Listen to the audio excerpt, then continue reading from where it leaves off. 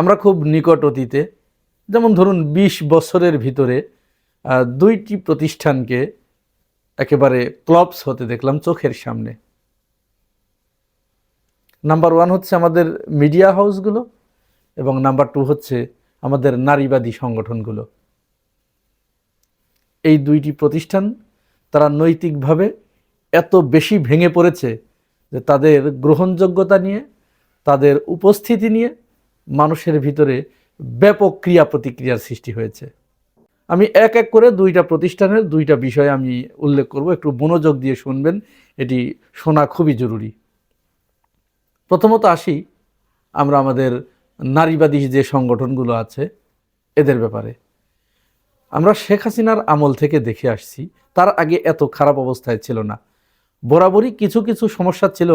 Selective প্রতিবাদ, selective প্রতিবাদ বুঝেছেন তো? সিলেক্টিভ প্রতিবাদ হচ্ছে যখন আমার নিজের ছেলে কোনো অন্যায় করবে তখন তার শাস্তি হচ্ছে, এই দুষ্টু এই কাজ করতে হয়, এই কাজ করলে মানুষ বলে কি, আর কখনো কিন্তু এগুলো করবে না, ঠিক আছে বাবা শোনা। আর যখন পাশের বাড়ির বা সতীনের ছেলে কোনো সামান্য একটু চুন থেকে পান খসে, তখন সমস্ত রাষ্ট্রে সমস্ত এলাকায় মাইকিং করা হয় যে অমুকের সন্তান, ওর মানে জন্মের সমস্যা আছে, ও মানে ওর বাপ মার ঠিক নাই। অর্থাৎ অন্যের তিলকে তাল করে দেখা আর নিজের তালকে তিলের চেয়েও ছোট করে আনা।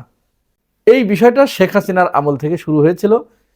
বিরোধী দলের বা বিরোধী মতের কোনো নারী যদি কোনো ব্যক্তির দ্বারা যদি নারী সম্পর্কিত কোনো ঘটনা, কোনো কথা, কোনো সুতো পেলে তারা একেবারে পুরা বাজার গরম করে ফেলেছে। রাস্তাঘাট, টিভি, টক শো সব কিছু একেবারে দখল করে তারা গরম করে ফেলেছে। সর্বশেষ ডক্টর ইউনূসের সরকারের সময় আপনাদের মনে আছে নিশ্চয়, আসিয়া নামের যে মেয়েটি মাগুরায় ধর্ষণ করা হলো তার দুলাভাইয়ের পিতা কর্তৃক। বাংলাদেশে আমার মনে হয় এই ধর্ষণের বিচারটাই সবচেয়ে দ্রুত হয়েছে, এবং সাথে সাথে কিন্তু ধর্ষককে গ্রেপ্তার করা হয়েছে। এর পরেও আমাদের ওই শেখ হাসিনার আমলের যে নারীবাদী সংগঠনগুলো ছিল, অনেকেই এদেরকে নেরিবাদী বলে কটাক্ষ করেন। আমি অবশ্য তাদেরকে এই নেরি শব্দ, কারণ নেরি অনেক সময় আমরা কুকুর বলতে বোঝাতাম, মেয়ে কুকুরকে আমরা নেরি বলে বোঝাই, তো আমি এত নিচে নামার পক্ষে নই।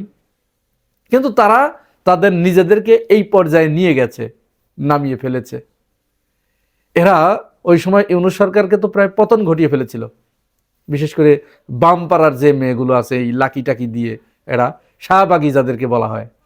আর এই শাহবাগের পরে নতুন আর এক ধরনের শাহবাগী গজিয়েছে জাহাঙ্গীরনগর বিশ্ববিদ্যালয়ের এই একজন ম্যাডাম নাহারিন আলম খান, আর আমাদের এই যে যমুনা টিভির বর্তমান যে আমাদের কাজী যে সিনাপা আছে, এদের নেতৃত্বে নতুন একটা নারীবাদী সংগঠন গড়ে উঠেছে মনে হচ্ছে। নির্বাচনের তফসিল ঘোষণার পর থেকে বিএনপির নেতাকর্মীদের দ্বারা বাংলাদেশের প্রায় প্রতিটা জেলায় নারীদেরকে হেনস্থা করা হয়েছে, তাদের বুরকা টেনে খুলে ফেলা হয়েছে, তাদের পেটের উপরে লাথি মারা হয়েছে, তাদেরকে কোপ দিয়ে মাথা দ্বিখণ্ডিত করে ফেলানো হয়েছে। এরা একেবারে অন্ধের মতো বোবা সেজে মাটির নিচে মুখ গুজে এরা পড়েছিল। আর যেদিন জামাত আমিরের টুইটার অ্যাকাউন্ট হ্যাক হলো, সেখানে যখন শ্রমজীবী নারীদেরকে একটি বিশেষ গোষ্ঠীর সাথে উল্লেখ করলেন, এবং পরবর্তীতেই কালপ্রিট কিন্তু গ্রেপ্তারও হয়েছে, কারা এটা করেছে, কারা করিয়েছে সেটাও প্রচার হয়ে গেছে। কিন্তু ততক্ষণে তো মাঠ গরম করা সারা। এই নাহারিন খান, তারপরে আমাদের কাজী যে সিনাপাটাপা গিয়ে একেবারে বিশাল আলোচনা সভা, এবং সেখানে জামাত কেন এই ধরনের কাজ করলো, তারা নারীদেরকে এইটার সাথে তুলনা করলো, গরম করে ফেললো। কিন্তু এই ব্যক্তিরা, এই আমাদের এই নারী বোনেরা ঠিক নির্বাচনের পরে এতটা নীরব হয়ে গেছে।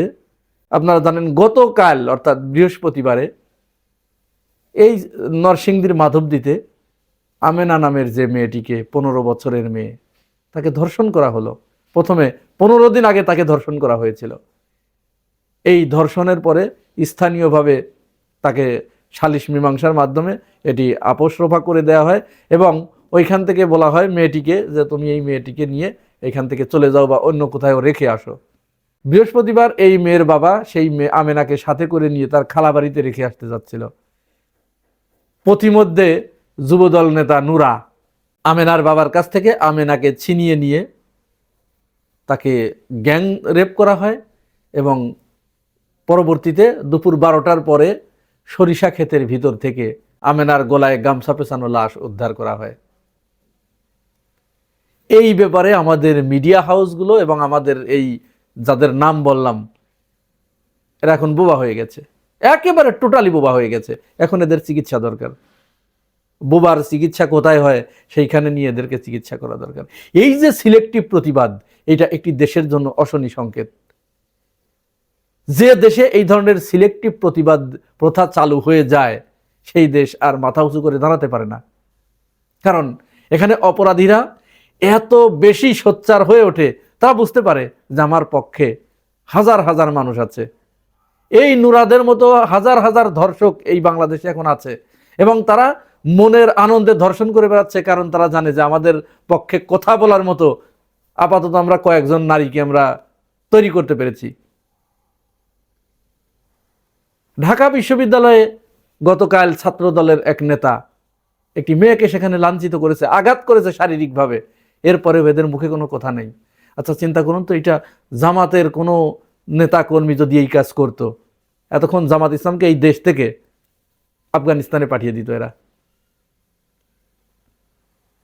এই হলো অবস্থা, এত অধঃপতন এদের ঘটেছে। আর সর্বশেষ আমাদের মিডিয়া হাউসগুলোর কথা আর কি বলবো। শেখ হাসিনার আমলে মিডিয়া তো কতটুকু বোবা ছিল, তার থেকে এখন সিলেক্টিভ বোবায় তারা এমনভাবে পতিত হয়েছে যে তাদের মনে হচ্ছে আর কোনো কাজ নাই। তারা টিভি চ্যানেলগুলো, আশ্চর্য হয়ে যাচ্ছি আমরা, টিভি চ্যানেলগুলো নিউজ করছে, হেডলাইন করছে কি জানেন? সেখানে নিউজ করা হচ্ছে পরিমণির ছেলের প্রথম মুখে ভাত, বাংলা একাডেমির পুরস্কার দিতে গেলেন প্রধানমন্ত্রী হেঁটে, অমুক জায়গা থেকে অমুক জায়গায় প্রধানমন্ত্রী কন্যা হেঁটে গেলেন, নিজের চেয়ার ছেড়ে সাধারণ চেয়ারে বসলেন প্রধানমন্ত্রী। এই হচ্ছে সংবাদের ধরন। অদূর ভবিষ্যতে আমার মনে হয় এই সংবাদগুলো, এই শিরোনামগুলো যখন আন্তর্জাতিক মিডিয়া তাদের চোখে যখন পড়ছে, ওরা মনে হয় ঘৃণায় বমি করছে, ওদের বমি চলে আসছে যে এই বাংলাদেশ নামক ওই দেশটায় কারা বসবাস করে। তাদেরকে হয়তো তারা জাদুঘরে দেখার জন্য তারা উদ্গ্রীব হয়ে আছে। এই হলো আমাদের মিডিয়া হাউসগুলোর অবস্থা। বিরোধী দলকে নিয়ে টিভি টক শোতে তারা আলোচনার পর আলোচনা, বক্তাদের ডেকে এনে তাদেরকে খোঁচানো, অথচ ধর্ষণ, নারী নির্যাতন, খুন, চাঁদাবাজি এই ব্যাপারে তাদের কোনো ভ্রুক্ষেপ নেই, কোনো খবর নেই। বিষয়টা এরকম হয়ে গেছে যে শুধুমাত্র রাজাকাররা যদি বাংলাদেশে না থাকে তাই বাংলাদেশ জান্নাত হয়ে যাবে। ওগুলো তো কোনো ঘটনাই না। ধর্ষণ এগুলো তো হতেই পারে, খুন এগুলো তো হতেই পারে, চাঁদাবাজি এগুলো তো হতেই পারে, এগুলো একেবারে মামুলি ব্যাপার। শুধুমাত্র রাজাকার মানেই এই দেশে একমাত্র সমস্যা। আমরা জানি না আমাদের মিডিয়াগুলো এবং আমাদের নারীবাদী সংগঠনগুলো কবে তারা মানুষ হবে। তারা যতদিন না মানুষ হয়ে উঠবে ততদিন এই বাংলাদেশ মাথা উঁচু করে দাঁড়াতে পারবে বলে আমাদের কাছে মনে হচ্ছে না।